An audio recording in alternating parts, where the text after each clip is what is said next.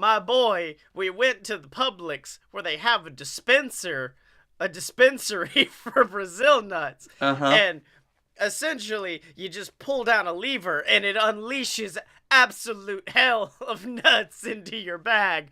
No, I've seen that. Yeah. You can make butter out of them.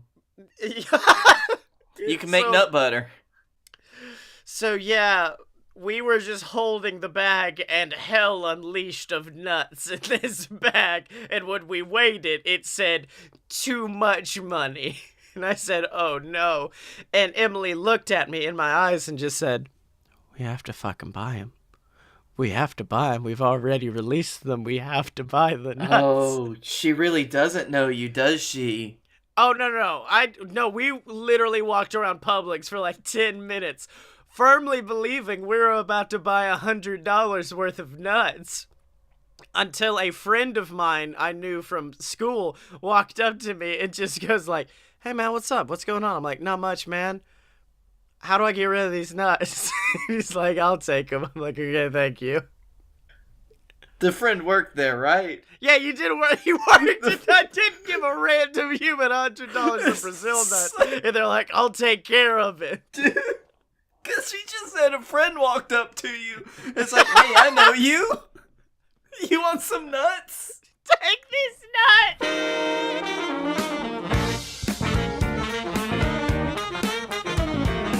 What? Ladies and gentlemen, boys and girls, children of all ages, it's time for load. And I'm talking about load. A load of BS. That's right, ladies and gentlemen. A load of BS, the greatest show on the planet featuring the two best damn men of all time. And I'm talking about he, the B to the L-A-K-E. That's right, it's Blake. Damn. No.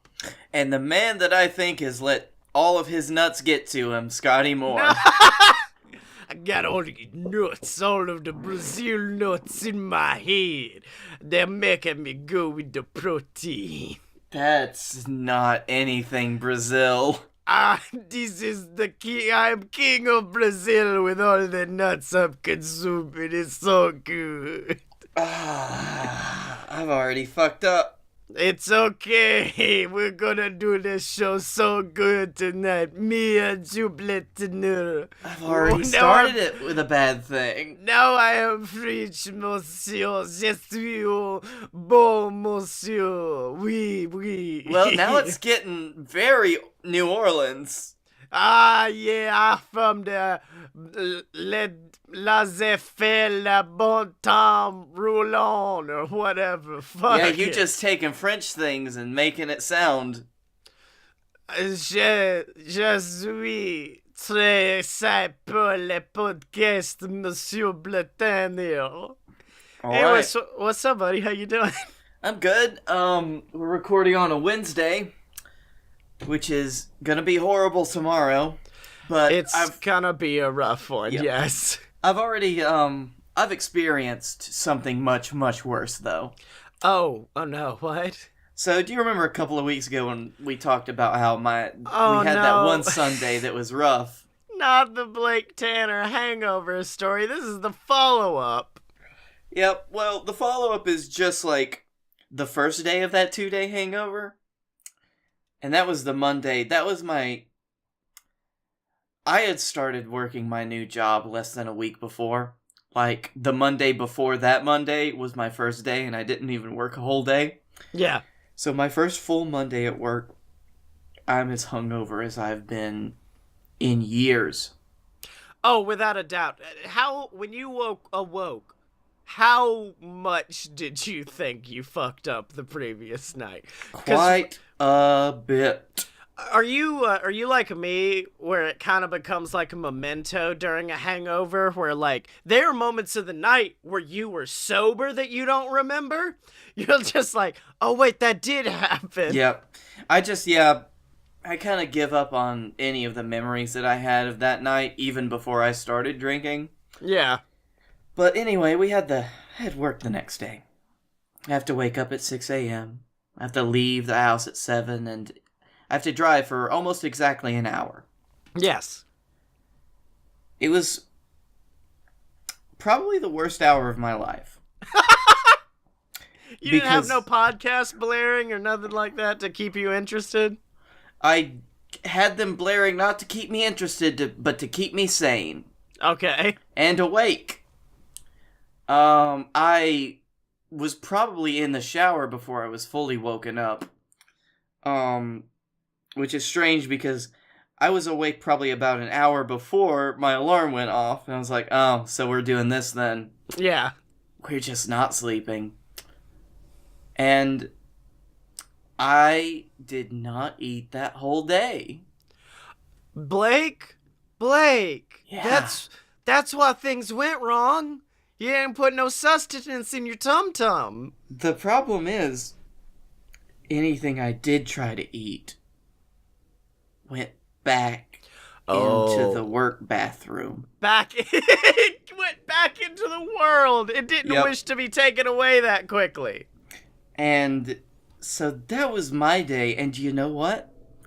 I think it was the most productive I've ever been. Yeah, I'm not like that. I'm the exact opposite. Like, I was just sitting there in a daze, doing so much, like, repetitive work that I needed to do, but that I couldn't do, like, in a heightened state of awareness. Oh, yeah. So it's like, okay, these computers are ready. These computers are copied, okay?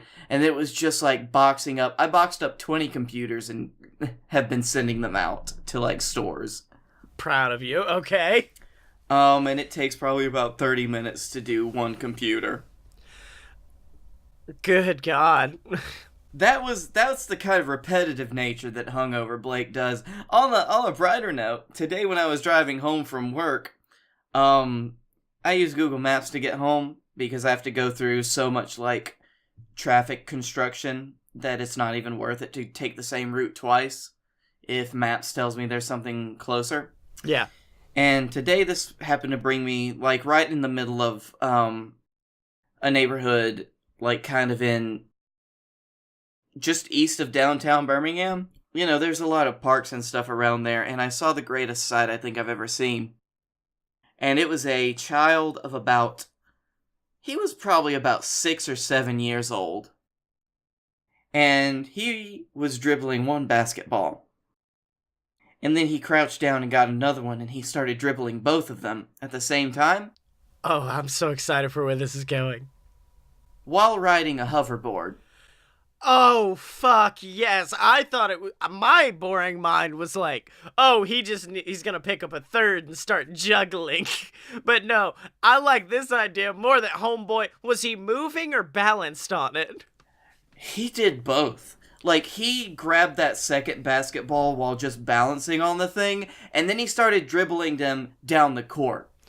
Fuck, yes, this kid. That's the thing. Like, with me, since I work with kids all the time, I am constantly impressed with what kids can do. Like, one time a kid came in and just, like, did this whole speech against racism.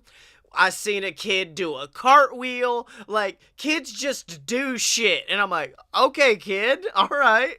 I know there's two great things, but I just love the comparison of, like, man, this kid was so aware that he gave this amazing, awe-inspiring speech speaking out against racism and hatred, and then that other guy did a cartwheel. I wasn't sure which one to lead with. I was like, my two examples are cartwheel and anti-racist kid. Do I put the racist kid last and then it seems like he was an afterthought? Or do I put racist kid first and then it seems like he's not the big deal? No, I think it's better not to bury the lead on that one. Yeah, exactly. No, kids are great. Like, I've never seen, like, anyone be more balanced or do anything like that requires a lot of balance or something than like kids that have trained at it. Yeah, kids are dope. People who are like, babies suck, children are the worst. I'm like, no, you're not paying attention. You've been around the shitty ones. But if you see cool, like dope kids, they're the best. Like, looking up videos of kids online, like, this kid is 7 years old and already plays guitar better than you ever will. Like, oh, yeah. Okay. That's the thing. Like, if your kid's shitty, then you're shitty. Yeah, exactly. That's the one thing I found at work, which is just like someone will come up and be like, "Man, that kid was acting up earlier. He was a real piece of shit." I'm like, "His mother was a real piece of shit as well. You could tell. That was Mm-hmm. the whole reason he's shitty." So hey, don't be shitty to your kids, and you won't have a shitty kid. Fun fact. Boom. If you smell a shitty kid, maybe you should move into your shoe. If you smell that familiar dookie smell across your nose, the parent probably shit themselves as well. You have, as a parent, shit on your kid.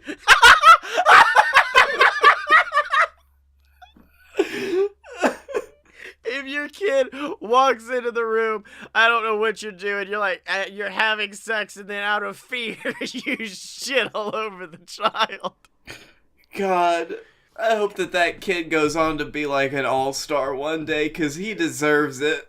I thought, okay, you mean basketball kid, right? Not the Yeah. one who walked in on his parents having sex and then got projectile shadow. Not shit kid. So, Oh, fuck. can anyone else tell that me and Blake have already been working for like 4 hours on another show before this? Yeah, Fuck. that's where we're at. That's where we're at, so it's gonna be one of those episodes. Can I just say, if we're gonna talk about things that are amazing and feeling good, I am back on keto, and now that I have a reason to lose weight, which is to be able to play with my daughter when she's up and moving around, I'm gonna stick with it. And what's helped me is the fact that I no longer do keto nasty. Because I had a real dirt nasty. Yes, you did. You did. I just did it real dirty with keto. I was like, my breakfast is butter, my lunch is a vat of cheese, and then pork rinds for dinner. Meanwhile, this time I'm like, I could just get nuts.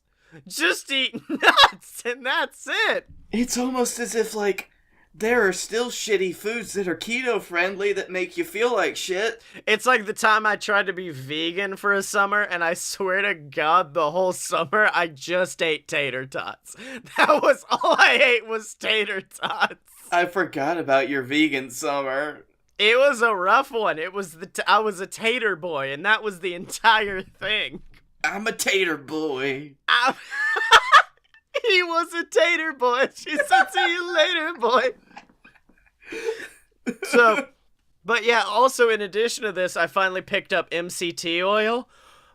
Boy, that transported me back. Because you know when you're in shape, you get that confidence about you where you kind of just like Vince McMahon, McGregor strutting around everywhere.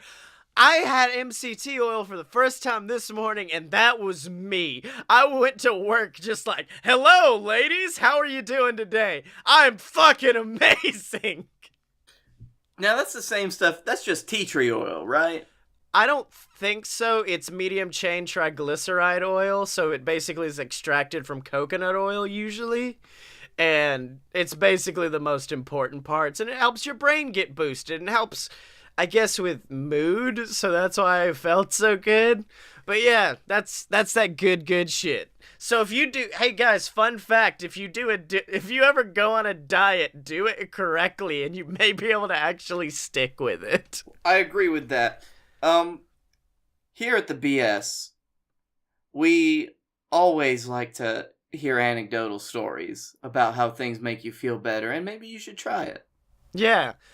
It's not scientifically proven, but maybe it does. Also, I do CBD oil and it makes me feel great. Not scientifically it's so proven. good. I may pick me up some this weekend while we're on, and that's a perfect segue into my thing I need help with this week, my proposal, because when this episode goes up, Blake Tanner, I will be getting married in approximately 1 day. I will no longer be Scottye Moore. I'll be Scottye Ireland, because that's how that works. I'm taking her name because it's more appropriate for when you look at me in the face. That is true. The fact that, like, if I called you Scottye Ireland, that's a great wrestling name. That's a really good wrestling name, right? Yep. But yeah, I am going to be a married boy, and I don't know. I have never been at a point in my life where a bunch of shit. This must be how you feel all the time with the shows, where a lot of shit's just planned around you, and you don't. And you're like, okay, I'll just show up for it. I've never experienced that until our discussion of what the wedding would be, because with me, I want I want a perfect wedding, Blake Tanner. I want it to be amazing. And we can't have that right now. Like, we monetarily, no way we can have that right now. So we came up with, like, okay, we'll just do the documents now and then have, like, a quote-unquote vow renewal, basically a marriage in 2 years, 3 years down the road. And I'm like, that's awesome. Then they start planning shit for this time, and it made me mad. I'm like, no. They're like, we're going to go down to the lake, and you're going to have a nice vows. And I'm like, no. Sign the piece of paper. That's all I need. Please, for the love of God, don't drag me out to some godforsaken lake, because I'm gonna be wearing a t-shirt and leggings, and that's about it. Don't try to make this a big deal. Wow, I was thinking that just earlier today. What? Don't drag me out to the lake to record. Please, Lord, don't take me out to the lake.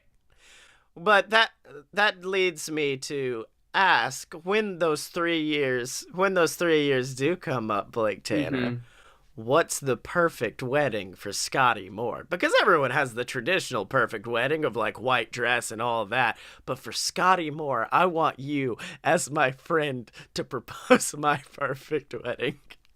Are you sure you don't want the white dress? Because I think you'd look great in it. Okay. Actually, wait, hold on. Let's start a few, let's say 2 weeks prior at the BS bachelor party. Okay, BS bachelor party. By that time, we own a Dave & Buster's, right?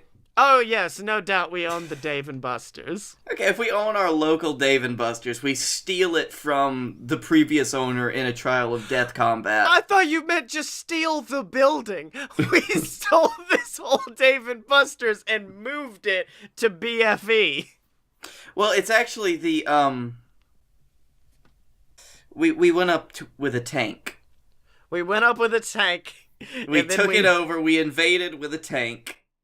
And it was just a Jeep with a PVC pipe sticking out of it. So wait, are you proposing this for when we buy the Dave & Buster's, or is this the beginning of the bachelor party as we drive a tank up to a Dave & Buster's? I actually really like it being the beginning of the bachelor party. Oh, yes! Because I think the bachelor party either ends with, like, us owning the Dave & Buster's or dead. Yes, exactly. And at that point, like, you know, we have two different paths that we can follow. Well, here's my question for you. I know you're thinking of, like, planning in Birmingham, or do we do a hangover type situation where we go out to the Las Vegas, or go to the classiest place on earth, Panama City Beach, Florida? Hey, I mean, in 2 to 3 years, I could fucking finance all I need for that, so yes. Okay, so we start out driving a tank up to the Dave & Buster's in Birmingham, then a private jet to Panama City Beach. No, the Dave & Buster's has a helicopter. Oh, okay, so how fast are helicopters? Fast enough, baby. Okay, so we helicopter down to fucking Panama City Beach. Mm-hmm. And what's your next plan? I'm excited. I'm waiting. What's our next plan? Since we're in Panama City Beach, we of course crash the helicopter into the water. I thought you were gonna say, since we are in Panama City Beach, there is a second Dave & Buster's we can drop a tank up to.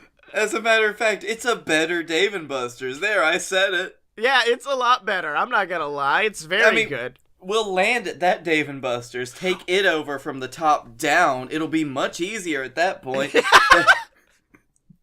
Okay, can I just say this is off of the joke. Jokes have left. This is legitimately what me and Emily are doing after we get married Friday. We are driving to Birmingham and going to fucking Dave & Buster's. Proud We're of gonna you. go to the Dave and Buster's. Then when we get hungry, this ain't a joke either. We're going to Twin Peaks to eat, and then we're gonna see Shazam. I appreciate that. It's the most Scottye Moore way to kick off a honeymoon, I believe. I really don't have anything to say to that. That's just good enough. That's just good shit. That's just what a honeymoon needs to be. And then Saturday, Hey, could you buy me a Yankee Candle, though, while you're there? No, you gotta get it for yourself. Could you get me a Yankee Candle? That's the thing about the monthly candle, is that you have to purchase it yourself. But then Saturday, there's a thing in Vestavia called the Wing Ding, where you just eat a bunch of fucking wings, which, guess what, are keto fucking friendly. The fucking wing ding. Yeah, that's how I'm spending my honeymoon, is with wings and Dave and Buster, my two favorite boys.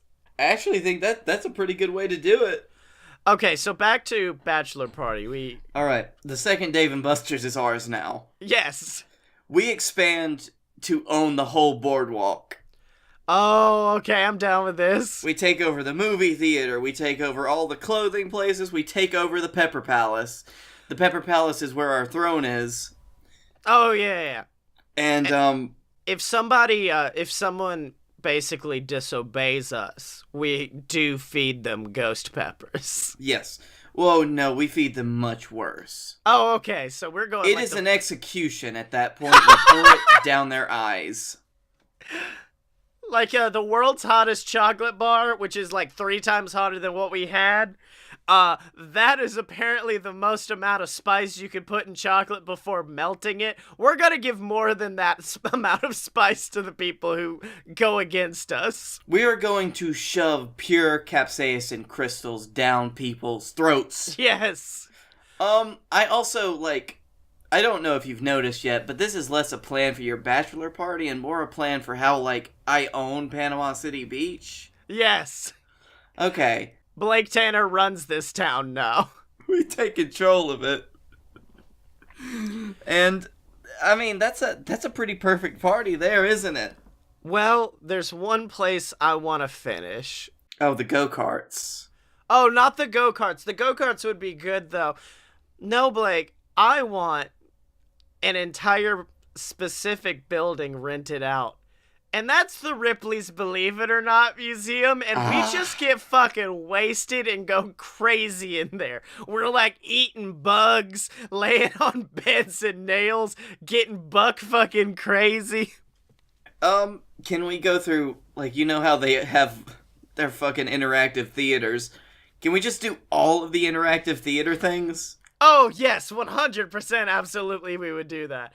I feel like at the end of this, you'd have to, call Emily the next day, sorry, Scottye died last night. He got eaten by a dinosaur. How'd you find a dinosaur? Don't fucking worry, it's Panama City. We went to Isle Nubar after. The weirdest thing is they had all the technology available at Ripley's Believe It or Not. To make a new dinosaur. That's one of those places that I feel would have an ARG in the background that no one ever knows about, but if you stood in Ripley's long enough and were like, wait, these are now coordinates. Wait, now this leads to a basement. Wait, there's a dinosaur down here. Oh no, I'm dead. And now I'm dead. Okay, so I'm dead now. Let's go to the wedding. I'm a ghost. Yep, you're a ghost. We marry... I guess I marry you in the name of Crom? Yeah. Yes. The wedding would be Haunted Mansion themed, which would be appropriate because I'm a ghost now. And then at that point, your betrothed-to-be, and your unborn child all, I guess, go to the top of the Ferris wheel? I don't know. Wait, hold on. Are we getting married in Panama City Beach, too? Yes, of course. Of course we going down there, baby. Hey, bud, I own the boardwalk now. I got you, dude. Don't worry. The only reason that I took over this entire square mile of Panama City Beach was for you. I'm fighting off the The Florida National Guard. No, okay, so I do like the something very important at a wedding is, of course, the bridal march, which she walks down to the aisle to, and I like the idea of my ghostly form staring down that aisle and then just hearing.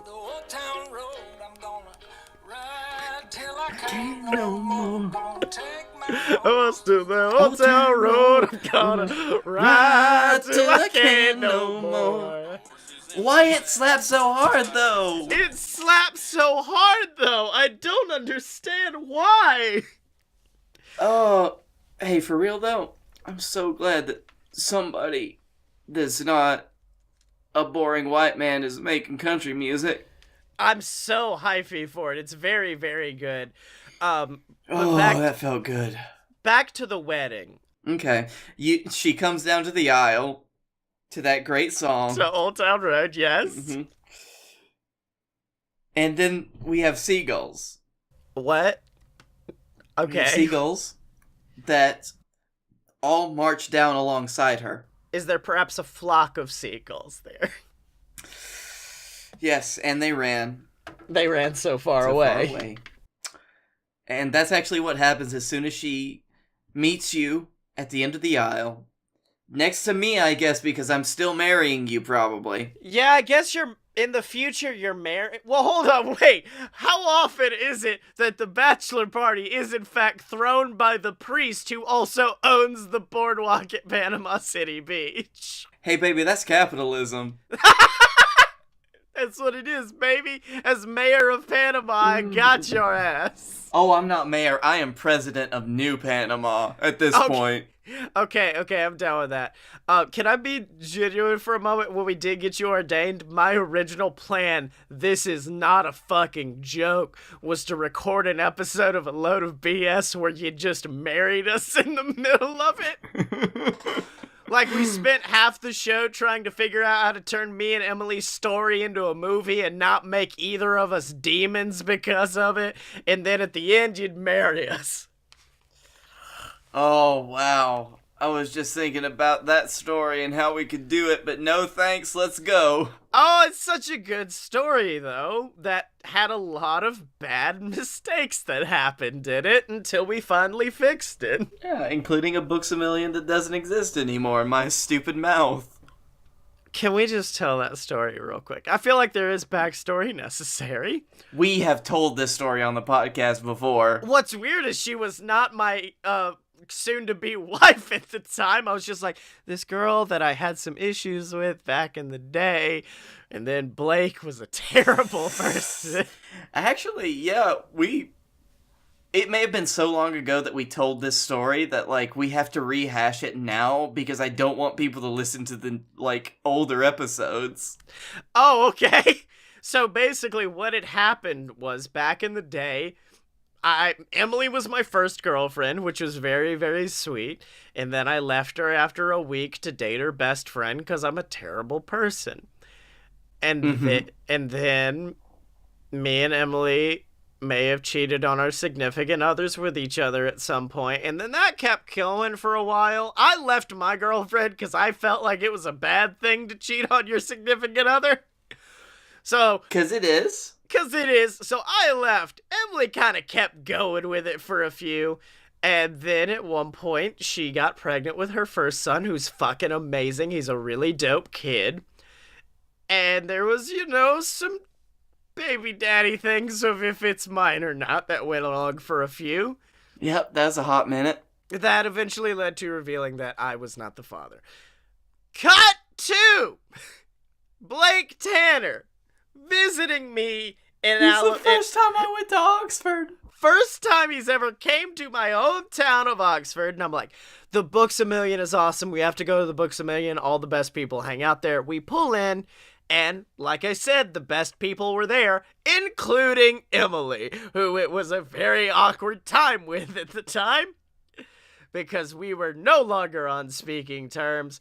We pull into the parking lot. I go, oh, we can't go in. Emily's here. We have to go. And so her and her ex-husband at the time, walk out. As we're driving away, the worst human being on the planet, Blake Tanner, decides to roll down that little window of his. And Blake, if you'd like to perform for the audience. As I saw Scottye's ex at the time and her husband, which admittedly, it was a rushed marriage. It was not meant to be. I did scream out the window, and I don't think they heard me, at least I hope. But I did scream, "You're not the father!" Fading away into the distance, and I can guarantee that Emily doesn't remember it because I've asked her about it, and she's like, yeah, no, that wasn't us. And I'm like, oh, shit. Oh. We just screamed, "You're not the father," at some random human being. Oh, no, it was. Salty Frank called it a reverse Star Wars. Oh, no. No, Luke, I'm not your father. Oh my god, so I think we've got it figured out. We've got the bachelor party planned, the wedding planned. And as we finish, and I say, "You may now kiss the bride," I scream to the heavens, "You are the father." And then we go on a honeymoon to... I'm going to assume, since you're the president of New Panama, you could send us somewhere with your diplomatic immunity. Oh no, you get to go like a mile out onto the ocean. That's the best I can do, bud. That's all I got. I mean, unless you want me to like clear out the Dave and Buster's for a day. There is also a Kraken in there. He lives there and he's not a good dude. No, Jeremiah is just an ass. Jeremiah was a Kraken, was a big ass to me. Although, I could probably get him to just spend the whole day in the movie theater, so... Yeah, just with like a popcorn in one tentacle, a soda in one, nachos in the other. It's a fun comical scene with octopi. Ghazi asked if he was invited to the wedding. Hey, bud, I'm not even invited. I'm not even going. Oh, look! I'm gonna tell you what I told my parents. What's happening tomorrow is not a wedding. It is a signing of a legal document that allows me to live in the same home as my wife. That's all it is. Quit trying to make it some fancy shit. Damn it. You don't have to sign that to be allowed to live with her. I mean, not usually, but in this situation I do. We're not getting into it. Let's go to the Shell station. Ding, ding!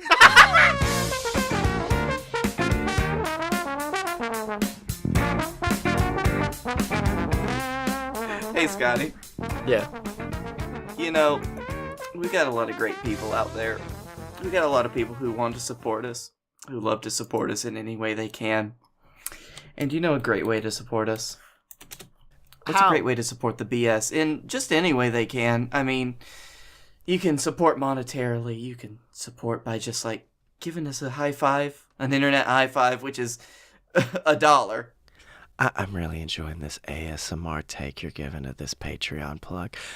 Oh, God. This is why you join patreon.com/a-load-of-BS. Oh, no, don't do that to the audience. They were really getting tingles, and I want to tingle you on over to patreon.com/a-load-of-BS. I'm especially sorry to our most recent patron. Why do you always during the ASMR bits? It's the worst part of it. Hey bud.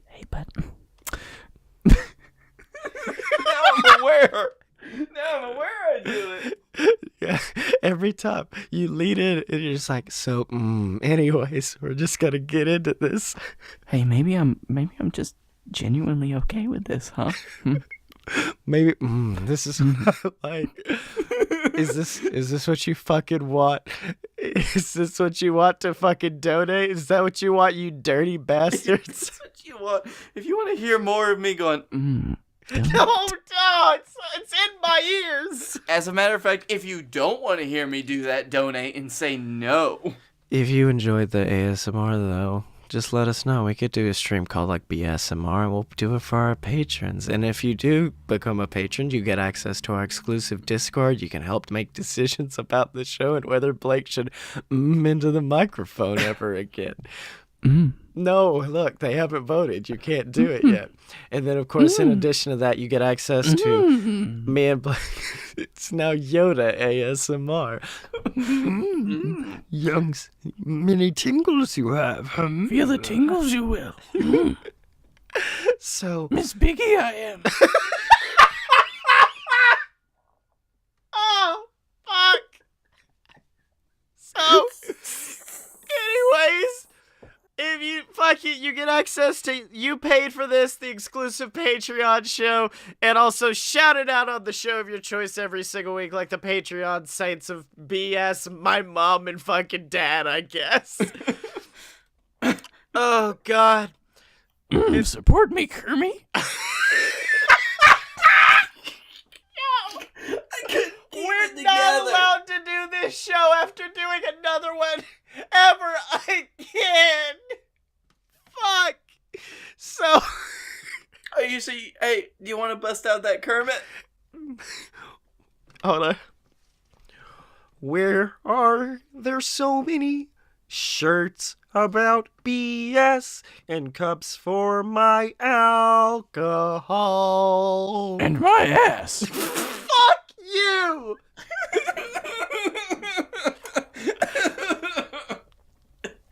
Okay, tell us about the merch stand. Our shirts have designs that Scottye created, and all the proceeds go to us. So buy it. And look there, you'll find it on merch. A load of pure BS. That's it. Oh wait, .com. You don't have a shirt with me on it. No, I'm not gonna put this demon on a shirt. Yoda, Miss Piggy. What is wrong with us? No! I can't. We're supposed to be asking for money. And then, fucking, finally, if you'd like a free 30-day trial of Audible, go to audibletrial.com/BS Network. You can get access to their library of 300,000 or fuck it, audiobooks. Mine are on there. audibletrial.com/BS Network. Also, going back, you could be patrons like Salty Frank and Ghazi, who are both in the chat right now, and great dudes. Ladies and gentlemen, the following event is scheduled for one clusterfuck and is set to occur in Birmingham, Alabama. Introducing first, he is the bearded man from the Badlands, the absolute Badlands, Scottye Moore! And in the other corner, sporting the modest plaid on plaid on plaid, the man with the plaid crown. The plaid is plaid on the plaid, the man who knows nothing about wrestling and everything about plaid, Blake Tanner. I'm sorry, was I supposed to do something there? I thought this was just you two. Oh, No, that's Dylan. Hey, Dylan. And we are the Fight Boys, and it's a show about professional and not so professional wrestling. Make sure to check us out, because when you're a fight boy, you're a fight boy for life. All right, Blake Tanner, it's time to bring your idea to the table, because my idea was literally just like, I'm getting married. What can we make out of this? Like, oh, wait, also, Salty Frank!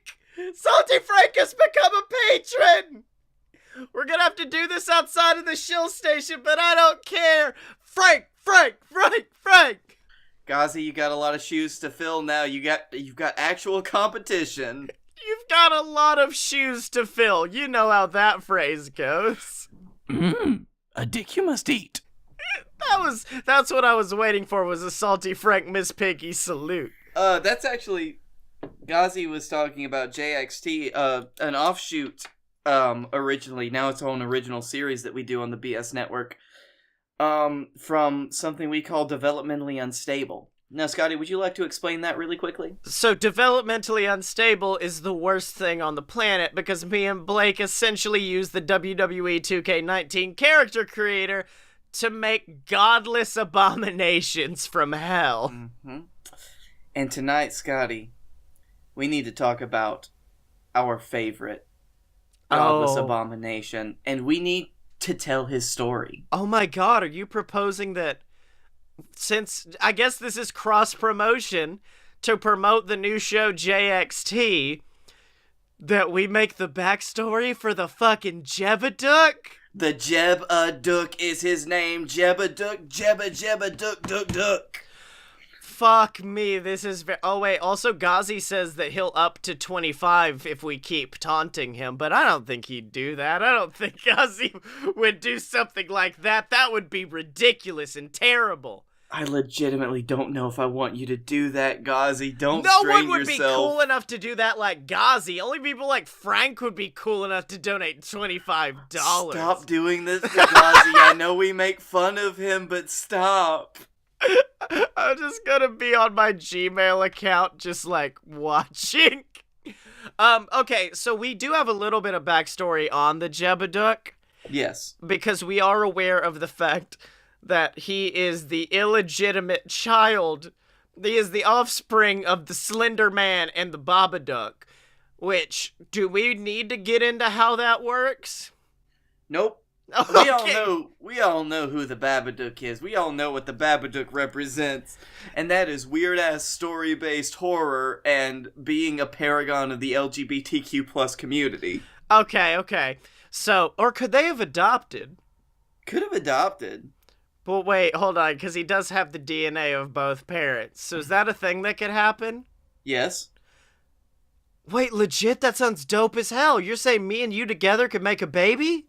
No, but the Babadook and, the Slender Man could. Okay, I'm down with this. Okay, so here's the big story. How does Jebbadook start wrestling? Because I like to think they were just a small farm family. After retiring from a life of scaring little children, the Babadook and the Slender Man sat down and had their first baby, who they named Jeb.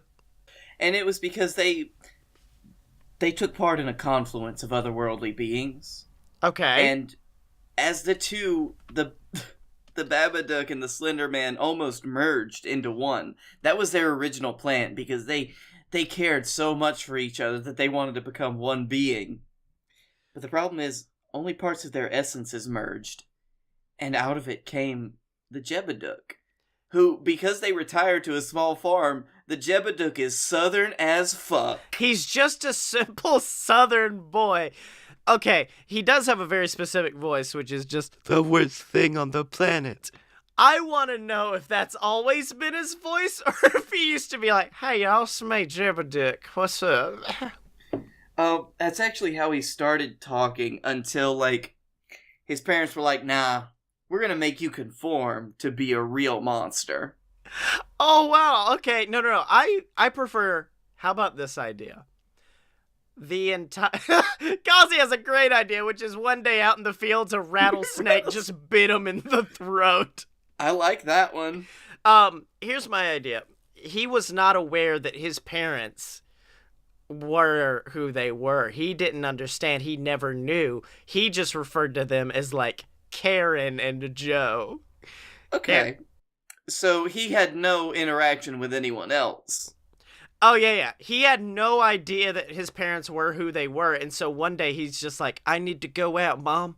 I gotta discover who I truly am. I need to learn who I am inside. And that's when he got bit by the rattlesnake. And that's when he got... I love this idea that the mom, who I guess is Babadook, leans in just like, goodbye, son. I'm gonna miss you so much. And he's like, goodbye, mother. No. He gets bit by a rattlesnake. That's the thing, though. The Babadook only ever speaks in Babadook, which is just like, Baba. Bob. But he somehow did not know that his mother was the Babadook, despite all she said was Baba and Duck. That was it. That was normal for Jeb. Jeb speaks fluent Babadook. Oh my god, I just think I've figured out the plot of it. I want to take you back to a specific SpongeBob SquarePants episode. Oh no. Where SpongeBob thinks Mr. Krabs is a robot. And just worse shit keeps happening to him to cause him to look like a robot. That's what happens to Jeb. He looks like just a normal, tall, skinny farm boy, and it starts with the loss of his voice. You mean, is that how his mouth gets stitched up? Because that is a thing. Fun fact, Blake Tanner, I don't know if you noticed this. That's face paint because his mouth does move. So we have to figure out what scars his face so terribly that he requires to cover it with face paint. It's just actually really elastic stitching. Oh, God! It lets the mouth move for no apparent reason. I can talk. I can talk again. Oh, wait. How about this? A psychotic doctor says he'll fix the Jebeduk's voice. When he awakens, he just has the stitches across his mouth, and the doctor's like, you'll never torture anyone ever again. Because, Jebeduk may have, scared the doctor's kid at the park or something, and he's like, you're not gonna mess with my kids ever again, and then he stitches it up. It's like, I know what your parents did. And he's like, what do you mean? My parents are just simple Bob and... One of them has to be Bob, because that's why he says Baba all the time. My simple Bob and Karen, that's all they are. He's like, think again, kid, and tosses a copy of the Babadook at him. A copy of the Babadook and the original Slender Man creepypasta, because that does involve the Slender Man kidnapping children. Yes, exactly, that's what it is. Now, does he just... How does his skin get pale? Because he does also have pale white skin. I think that as soon as this realization is made to Jeb, as soon as he realizes what he is, he starts to take on the form of, his true nature. Oh, or almost what if he's trying to live up to the family name? So, the Babadook's face looks like that naturally. Slender Man has that bright white face. And Jeb, I'm going to say it, underneath that makeup, probably a handsome boy maybe underneath there, but he won't show us because he wants to be a monster. He wants to become the monster like his parents were. Yes, maybe he's even gotten his entire body tattooed white. Or just bleached, that'd be a lot easier. Yeah, but he wants to go through the pain. Oh man, Blake, this is a comedy podcast. Yeah, but no, he loves it. He's into it. Okay, so now... He's like, this is what I am. But I think there's one element missing. We've got the creepy sun-bleached face with the darkened eyes and the stitched mouth. We have the horrifying, creepy voice. And then one day, he's just walking down the street in his dungarees and plaid shirt.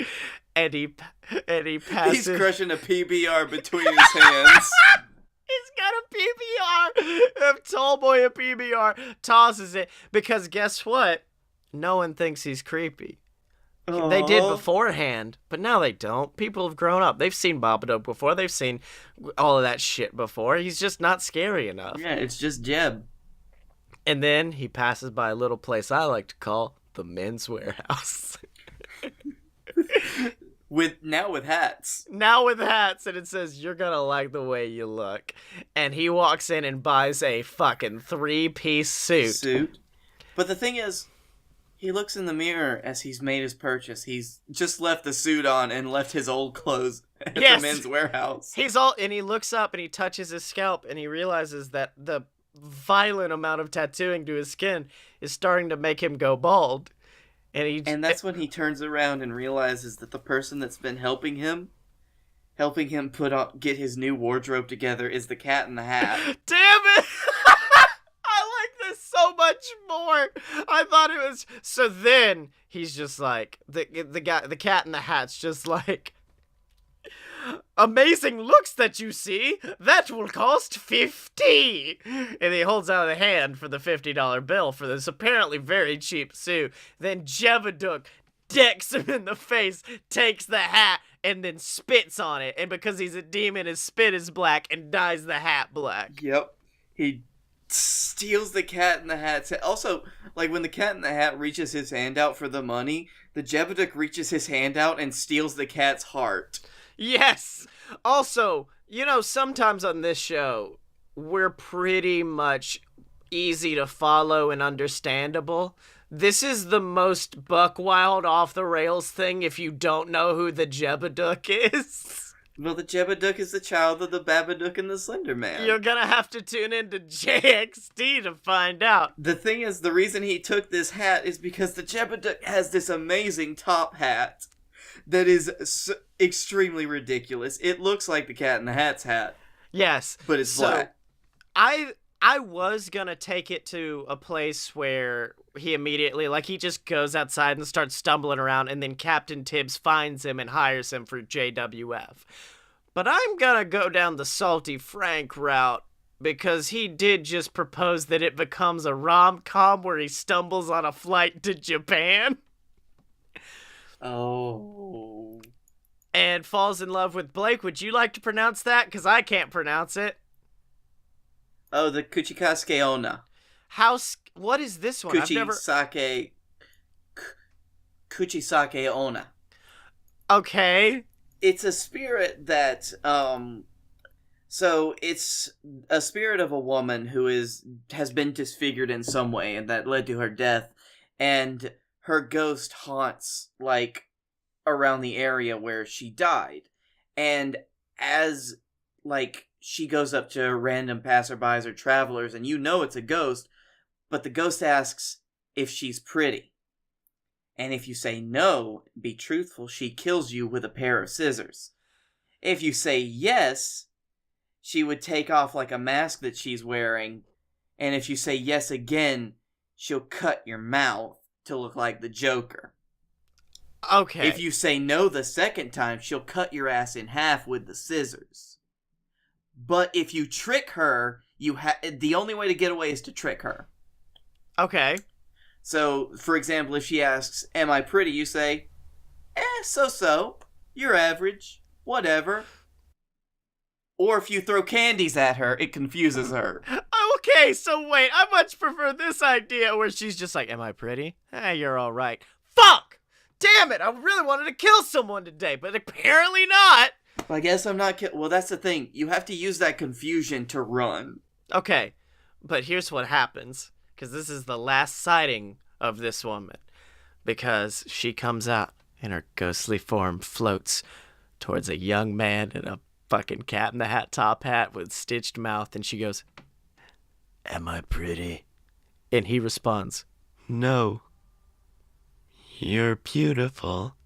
And then she's like, oh my god. And then they embrace. And then it's not even a fucking horror movie. It's the Jebadook's coming of age story. Yes, exactly. So then He does have a huge body count, though. Yeah. Well, no. So then they get together, and at one point he's like, I want to take you back home. I don't want to keep doing that voice, so I'm just going to use his OG voice. He's like, I want to take you back home to meet my mom and pop. I want to take you back. And so they fly from Japan to New York City.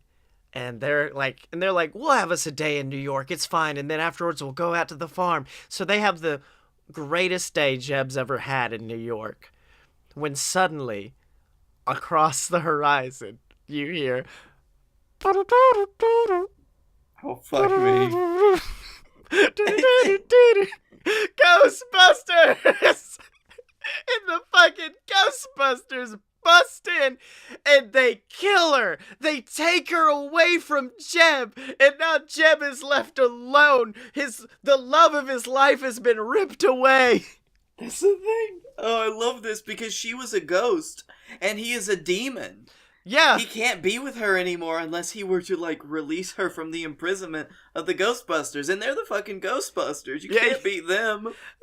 Even the government can't beat them. No one can beat the Ghostbusters. Yeah. However, Ghostbusters did beat Gozer the Gozerian, and he is definitely not a ghost. So, after this, he's very upset, and he's waiting in a bus line, and a man walks up to him in a captain's hat. He's like, kid, I think you got pizzazz. I think you got something big. I don't think that's what it would sound like. I think it would sound something more like, hey, you're really tall. And you know what? I love that top hat. Can you fight? Good. Okay. You got chops. Can you talk? I don't think you can. You're not gonna at least. Come with me. And then he grabs him and he picks him up. And he takes him forcibly to be a wrestler. Wait, hold on. No. I want to propose this idea. That Tibbs gives him the business card that says JXT Wrestling, call me, Birmingham, Alabama. And he has an eye patch. And he has an eye patch. He's like, I want you to join my initiative. They call me Tibbs Fury. But then Jeb's just like, no, I'm done with this. I'm done with the traveling. I'm done with this life. I want to go back home to see my family. And so then he takes a bus back out to the center of Colorado, back where his home was. And then he finds that his home has been destroyed by stormtroopers and his parents are dead. Or are they? Or are And it's stormtroopers with like the Ghostbusters logo on because Yeah. they his monopolized. His biggest vendetta in the world is against the Ghostbusters. So then that's when he finally picks up the phone and he's like, Tibbs, I want to fight. And then he goes down to Birmingham, Alabama to fight for JXT Professional Wrestling, praying that one victory will be the one that makes him feel whole again. But it never will. It never will.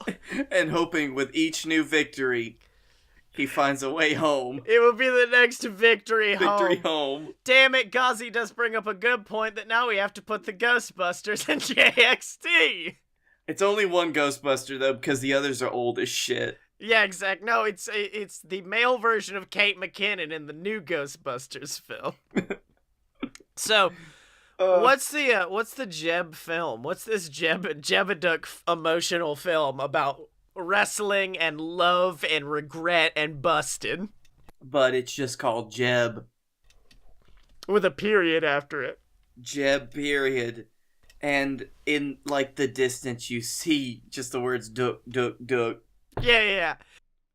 And the Slender Man is, like, very far off in the distance as a silhouette. Yeah, and the caption is just like, you know the champion. Now know his story. Hey, Scotty, Salty Frank says that when the Jebedick finds his burnt house, all you hear is a car driving by and me saying in a random field, "He wasn't your father!" God, that's good. So, okay, Blakey T, we've done it. We've ruined Jebedick, or improved him. I'm not sure which. And everyone is thoroughly confused. And you've become president of Panama City Beach, but we gotta end with some real positivity, which leads me to ask, what was awesome? Fucking Ghazi! He may have been your father, boy, but he wasn't your daddy. Thank you, Ghazi. God, that was enough to break me out of my spiel. Blake, what was awesome this week? I got it. Other than that. Scotty, I'm gonna hold something up to the camera. You may not be able to see it. It looks like a strange instrument. Yes, it very much does. Because you know what? This is a keyboard key puller.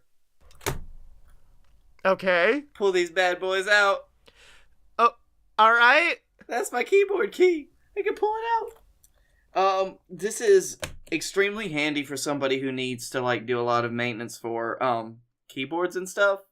And since I have multiple keyboards that I don't want to, like, try to pry out with my fingers all of the keys because it could possibly break them, this is a much safer way to pull keys out of a keyboard. And, it doesn't actually break the nubs inside them. That's it. And it's it. I mean, this is my favorite fucking thing. Like, we went from a goofy, weird-ass thing about the fucking Slender Man's son to just like, I didn't know those existed. That's really interesting. Cool. Yep. And to be honest, for all you fuckers out there who sit at a computer a lot, and trust me, I know, because I do. Scotty does. Yeah. I bet most of you boys do in the chat, and by that I mean the two of you. You're gonna need to clean your fucking keyboard. You probably do right now. I do right now. My keyboard looks gunky as shit. I just got this in a couple days ago. Come Saturday, this bad boy is getting a good washing. Like, I genuinely thought you were going to lead into, like, I've replaced all the keycaps on my computer, and it looks like this beautiful silhouette. And you're like, no, just the ability to pry these keys off is fucking amazing. Yep. And I love it because the keys just, like, stick in the thing. Like, they just holds on to it. That's very, very good. Well, my thing that's awesome this week, I mean, the new keto thing is very, very amazing. My beautiful soon-to-be wife is fantastic. Like, realizing that, I don't know, realizing that, like, she's my piece, which is a weird thing to say. P-E-A-C-E. Because, like, whenever I'm at home, I'm very much in work mode because I work from home. But going over there is the only time in my life where I can just be like, I'm just gonna chill out and relax and not have to worry about anything. So that's very, very nice. But that's not what was awesome this week. Fuck all that. Instead, I want to take you back to probably, I'm going to say, like 1998, 1999. You're sitting down in front of your TV watching some cartoons, eating some cereal, which, by the way, cereal's always very good. Yeah. And a TV show comes across Fox Kids featuring a large blue man with antennae and his partner who resembles a giant moth. It is the Tick. The Tick. Hey, you talking about my Tick? We're talking about the good old I'm Tick. talking about my Tick. The I'm the Tick. Tick. I'm the Tick, bitch. But I'm not talking about that Tick, unfortunately. But I did grow up loving that Tick. Have you watched the Amazon Prime the Tick yet? I've been meaning to do it for a long time. I came into the house the other day and my dad was watching it and I was like, "Oh, is it good?" And he said, "Yeah, it's real good." Like, about a year or two ago, Amazon Prime basically released a trailer, a pilot basically for it, and I watched it. I'm like, this is all right. I wouldn't probably watch the show because the guy they got to play the Tick is someone you kind of have to warm up to. Because you're used to strong-jawed Patrick Warburton, the Tick. And this guy has the voice. It's just the face is a bit off. But other than that, like, the show's fantastic. It's got that good comedy. Like, if you're a fan of the McElroys, it's got very similar comedy to them that I very much enjoy.